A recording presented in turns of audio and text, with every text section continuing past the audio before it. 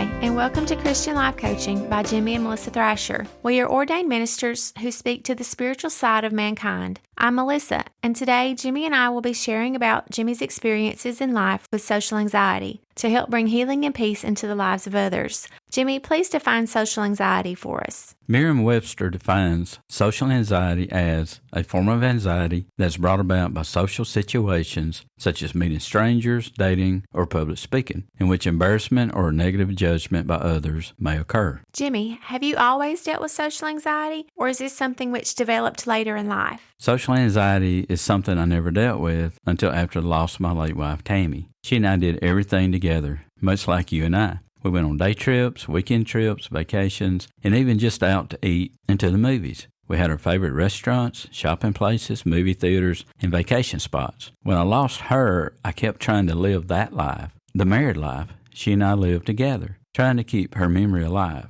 As you know, our home here is very quiet and peaceful. After I lost Tammy, and years before I met you, I would be at home and the quietness and the walls would begin closing in on me. I would just be so compelled to go out to one of our favorite restaurants or to one of our favorite spots. I would be so excited getting ready, knowing I was getting out of the house. But once I finally got to the restaurant or wherever I would be going, I would start to feel people looking at me. And you know, I knew what they were thinking. Here's a normal-looking kind of guy, dressed nicely, like he is out on the town with his wife and kids. But where are they? And you know, he looks kind of lonely and sad too. I bet I know what it is. He probably just went through a divorce. Or maybe his wife passed. Or maybe he's not normal at all. Maybe he can't even get a date. All of this would start going through my mind like gangbusters. And then the social anxiety would hit me like a freight train without brakes. It felt like my throat began to close up, my heart began to race. I would either get chills or begin to sweat or both. Then I would look around and all I could see were couples and families. They were all laughing, smiling, talking, poking each other, you know, just connected.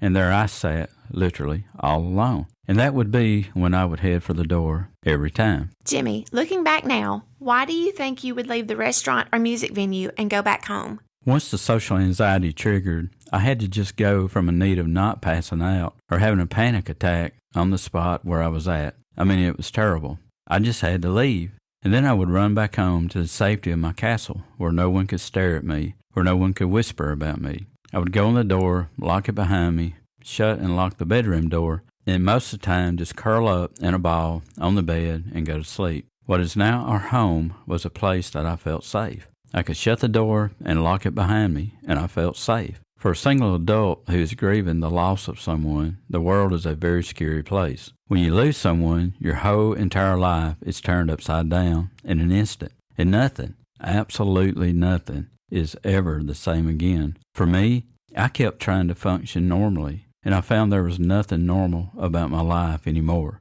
So it was the whole thing of, I can't sit here alone, I need to get out of the house. And then when I got out, the whole thing of, I'm the only one here alone, then the social anxiety would trigger, and I've got to get out of here, had me in a pickle of sorts. I wasn't happy at home, but I was too afraid to go out. Oh, you just don't know how that breaks my heart to hear you say that. I wish we could have found each other sooner, so I could have been here for you. I know, Melissa. I wish I had met you during that time as well. But you know, God always knows best, and His timing is always perfect. That is definitely true. So now I'm curious, how long did this go on? By the time we met, I never noticed the social anxiety. It lasted for, I would say, maybe around 3 years. Oh no, 3 years? How are you able to overcome it? And that is the million-dollar question that so many people are seeking the answer to. The very reason for this podcast, God showed me a 4-step process to overcome social anxiety, and here was the process that God used to heal me. 1, trial and error. 2, prayer. 3, turn it into a positive. 4, be honest with myself. Okay, Jimmy, you know you can't just give us those 4 steps and not drill down into those. Tell us what you mean by these 4 steps. Sure, for me, this is the process that God showed me. And I mean, it really worked. And it was a big part of my being healed of social anxiety. By trial and error for me, that meant for me to stop being afraid to go out. If I felt like I wanted to go out, I would venture out. Free of fear, give it a try and just see. By prayer, I mean By then, I knew social anxiety had become a thing with me. So even before I decided to go out, I began praying, communicating with God about my desires and need for human fellowship. And I just let Him in on my plans right up front. By doing so, sometimes He saved me the trouble and let me know not to go with my plans, but to do something else instead I hadn't thought of. So there were many times which I avoided the social anxiety by simply not going somewhere. But for the times I did go with my plans, before I would go in, I would pray that I wouldn't have the social anxiety, and if I did, I would be able to turn it into a positive. By turning it into a positive, I mean, if I did go somewhere and ended up leaving due to social anxiety, I wouldn't go home and lock myself in my bedroom.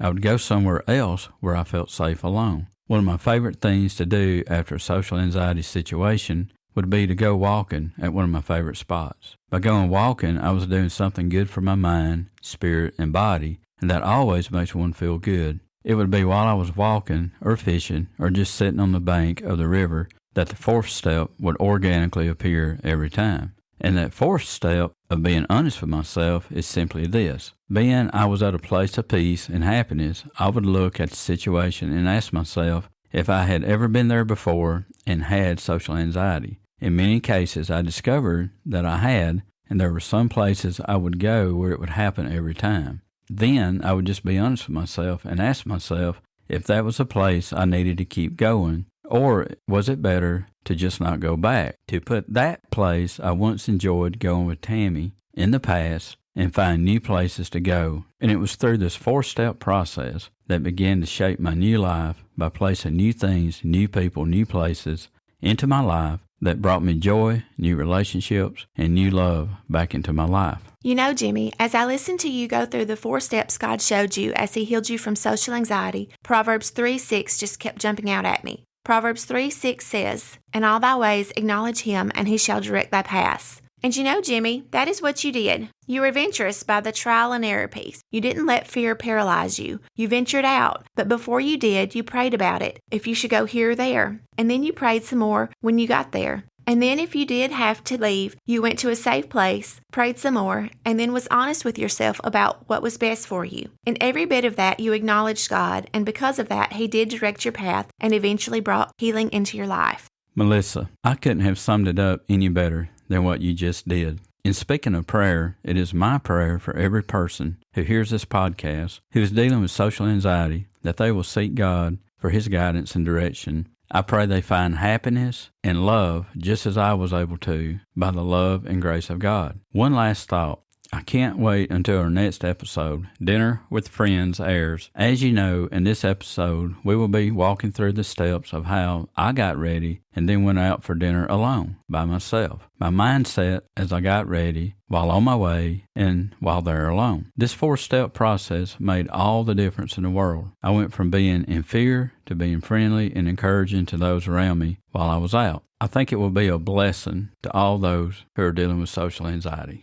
Jimmy, I agree with you in that prayer for our listening audience for anyone going through social anxiety. I'm excited as well to see our next episode, Dinner with Friends, released. If you would like to connect with us, please go to our Facebook page, Christian Life Coaching by Jimmy and Melissa Thrasher. Please like, share, or send comments or requests to us. And until next time, be sure to be good to yourself and to those around you.